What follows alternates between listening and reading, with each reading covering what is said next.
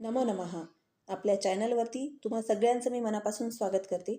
आज आपण एक नवीन ॲक्टिव्हिटी शिकणार आहोत. संस्कृत भाषेमध्ये संवाद कसा करायचा ते आज आपण पाहणार आहोत. एक वृद्ध व्यक्ती आणि शिशु म्हणजे एक लहान मुलगा त्यांच्यामधील हा संवाद आहे. बघा आता संस्कृतमध्ये प्रश्न कसे विचारले जातात किंवा आपण कशा पद्धतीने संवाद करू शकतो. वृद्ध व्यक्ती त्या लहान बालकाला पाहून म्हणत आहे, कस त्वम शिशो म्हणजे कह त्वम शिशुः, तू कोण शिशु आहेस म्हणजे तू कोण बालक आहेस. कह त्वम या ठिकाणी मी संधी विग्रह करून वाचलेला आहे.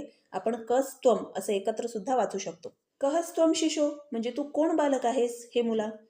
शिशु म्हणतो शिशुः अहम रामः. वृद्ध म्हणतायत कस्य बालकः त्वम, तू कोणाचा मुलगा आहेस. किम नाम ते पितुः, तुझ्या वडिलांचं नाव काय आहे.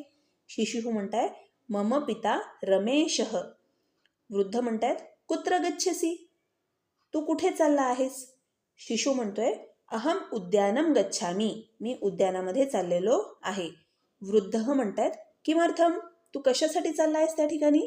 तर शिशु म्हणतोय अहम खेलनार्थम गच्छामी. यामध्ये आलेल्या छोट्या छोट्या गोष्टी तुम्ही ऑब्झर्व केल्या आहेत का. याआधी आपण मागील व्हिडिओमध्ये शब्दाची प्रथमा विभक्ती, द्वितीय विभक्ती, तृतीय विभक्ती असे विभक्ती पाहिलेल्या आहेत. आता इथे किमर्थम म्हणजे कशासाठी असं विचारलं असताना साठीकरिता चतुर्थी विभक्तीचा शब्द आहे. मग उत्तर देत असताना सुद्धा आपण चतुर्थीमध्येच उत्तर दिलेलं आहे. खेलनार्थम, मी खेळण्यासाठी चाललेलो आहे. की इथे आपल्याला प्रथमा विभक्ती, चतुर्थी विभक्ती अशा वेगवेगळ्या विभक्ती आपल्याला वापरायच्या आहेत. षष्ठी विभक्तीचा सुद्धा इथे उपयोग झालेला आहे. कस्य बालकः त्वम, तू कोणाचा मुलगा आहेस. किम नाम ते पितुः, तुझ्या पित्याचे नाव काय आहे. तर इथे आपण षष्ठी वापरली.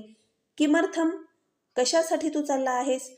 तो म्हणतोय की मी खेळण्यासाठी चाललेलो आहे. खेलनार्थम, उत्तर सुद्धा चतुर्थी विभक्तीमध्ये आलेलं आहे. प्रश्नही चतुर्थी विभक्तीचा होता. किमर्थम, अर्थम म्हणजे साठीकरिता.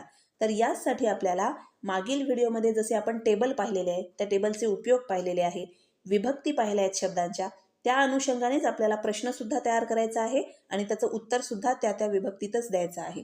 तर अशा छोट्या छोट्या संवादामधून आपल्याला कळेल की प्रश्न विचारताना त्या टेबलचा उपयोग कुठे आणि कसा करायचा.